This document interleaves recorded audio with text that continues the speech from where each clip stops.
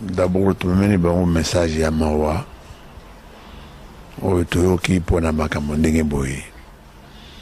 Kongo eza mboka ya bana nyonso, mwana nyonso akokosala eloko aliki oyo etali elandi makambo mibeko ya mboka.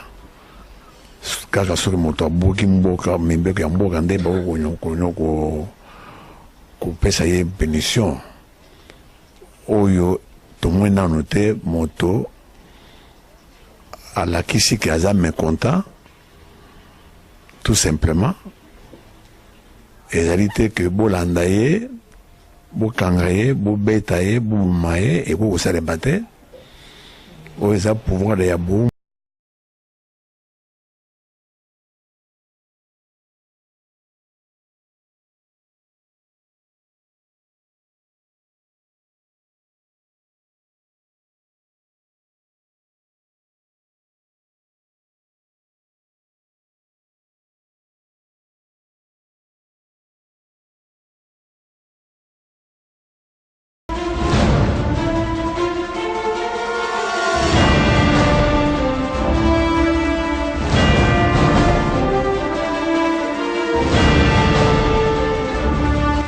Bienvenue à ce nouveau numéro de Vérité des Faits. Votre magazine interroge l'histoire ce soir. Nous interrogeons l'histoire politique de la République démocratique du Congo, un des faits qui a marqué cette histoire politique. Nous sommes là en 1966. Vous avez sans doute la puce à l'oreille. Il s'agit de pendu de Pentecôte. Kimba, un des ministres de Kassavubu, a été pendu avec ses amis, une pendaison publique. La population assiste à un des faits majeurs, mais aussi brutal, qui a marqué l'histoire politique de notre pays. Jusqu'aujourd'hui, on ne dit presque rien sur ce qui s'est passé ce jour-là. À présent, on remonte l'histoire et on contextualise le fait. Le général-major Mobutu Joseph Désiré, ici présent, est nommé lieutenant général de l'armée nationale congolaise. L'homme accède à la grande porte de l'histoire. Il est nommé aux plus hautes fonctions de la hiérarchie militaire. Il passe à la cour de grand. Il partage de l'or, le pouvoir suprême avec le Premier ministre et les présidents de la République. Personne ne pouvait imaginer les scénarios qui allaient advenir 6 jours plus tard.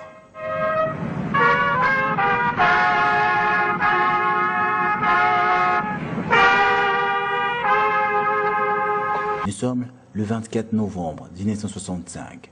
Sous le coup d'État, Mobutu destitue le président de la République Joseph Kassavubu et son premier ministre Évariste Kimba. 6, c'est encore le chiffre 6. Hasard de l'histoire ou constellation des signes astrologiques, on n'en sait grand-chose. 6 mois plus tard, le nouveau homme fort de Léopoldville dénonce un complot contre sa personne. L'ex-premier ministre Évariste Kimba et les 3 autres ministres sont cités dans une affaire de complot fomentée par le président Mobutu et ses collaborateurs pour éliminer les personnalités gênantes du jeune pouvoir. À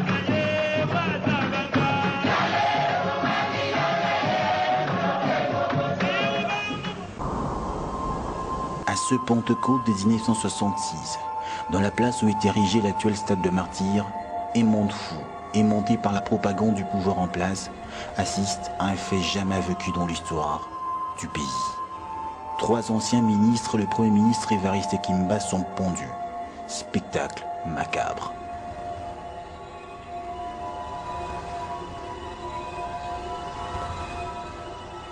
Il faut dire que les services de sécurité de l'époque ont bien mis au point le show lugubre. Profession de condamnés vers la potence, cagoule sur leur visage, dernière prière, prononcée de la sentence, coup de clairon et le geste fatal du bourreau. Jamais pareil événement était arrivé dans l'histoire du pays. Le président Mobutu, lui, trouve une explication à cet événement.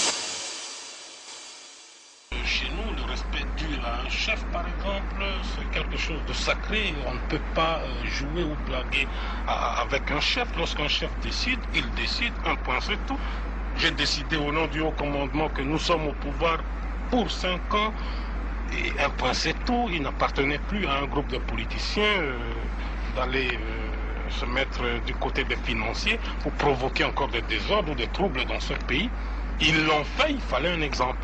La grande question, pourquoi en est-il arrivé jusqu'à ces points-là? Sans doute, vous allez dire que c'est un des faits de Mobutu, mais nous sommes allés voir un historien qui a écrit sur cette période de l'histoire politique de la RDC. Il s'agit du professeur Kamba Ibacha, qui nous sommes allés voir et qui nous avons interrogé sur les faits politiques qui ont entouré cette période.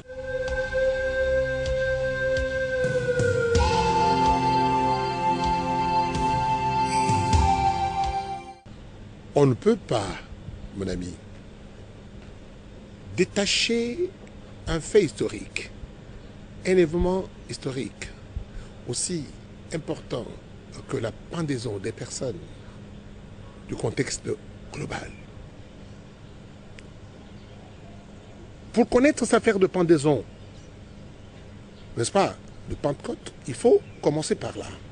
Prise du pouvoir par l'armée et la construction, l'entreprise de la construction, n'est-ce pas, de la dictature, de la construction de la dictature. L'éviction de M. Tchombe, et surtout après le départ de ce dernier en Espagne, ses partisans se sont réfugiés principalement en Angola, vous voyez le Katanga, en Angola, en Tanzanie, ce sont les pays frontaliers. En Tanzanie. Le mouvement s'est accéléré. Le mouvement s'est accéléré, tenez-vous bien, ça je suis dans votre question, avec les pendaisons de 1966. Les pendaisons qu'on a appelées les conjurés de Pentecôte. C'est ici que vous trouvez Kimba, l'ancien premier ministre avant la prise de pouvoir, Anani,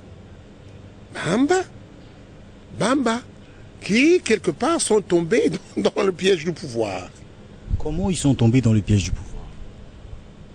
Ça, c'est une belle question.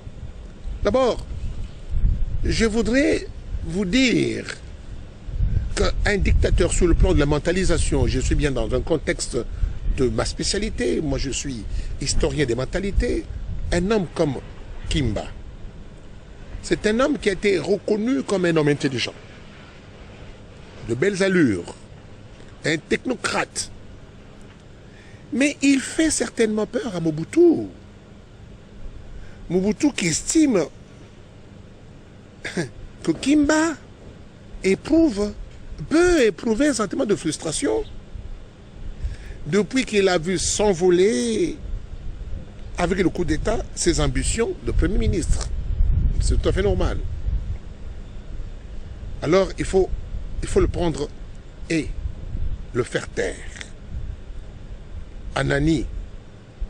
Mais Anani, le président Mobutu, d'après les archives, le président Mobutu se souvient que cet ancien secrétaire d'État à la défense, un homme très averti, un homme intelligent, quoique jeune, nous l'avons vu, et les Congolais peuvent témoigner.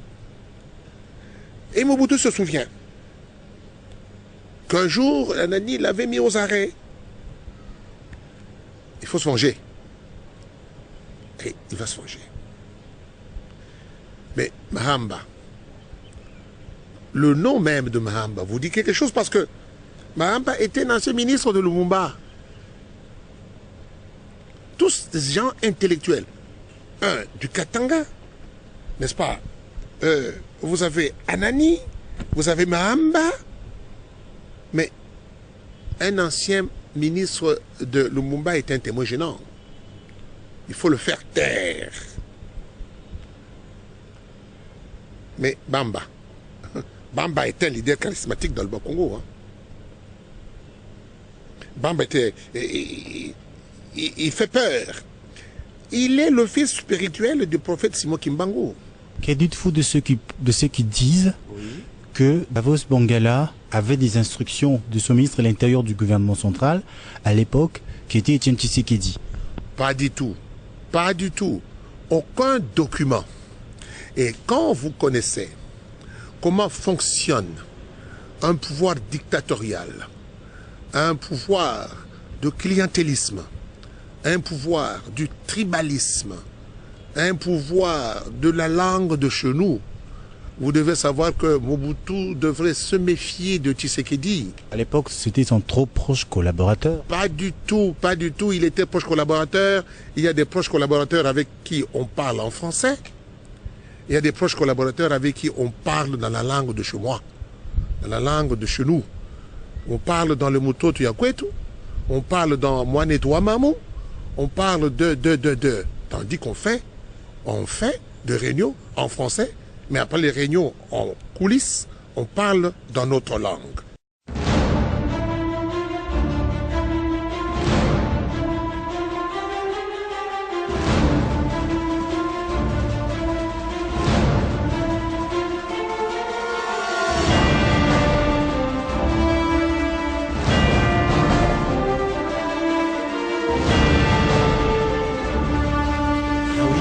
Certains de politiques congolais, surtout à l'étranger, on parle de l'implication de Tshisekedi au Mulumba. Le professeur Kamba Ibacha, vous l'avez suivi, a dit, lui, que Tshisekedi n'avait rien à voir.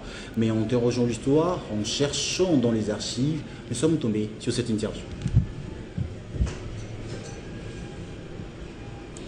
Puis-je vous demander tout d'abord comment le gouvernement a appris l'identité des conjurés et s'il y a d'autres personnalités impliquées dans ce complot?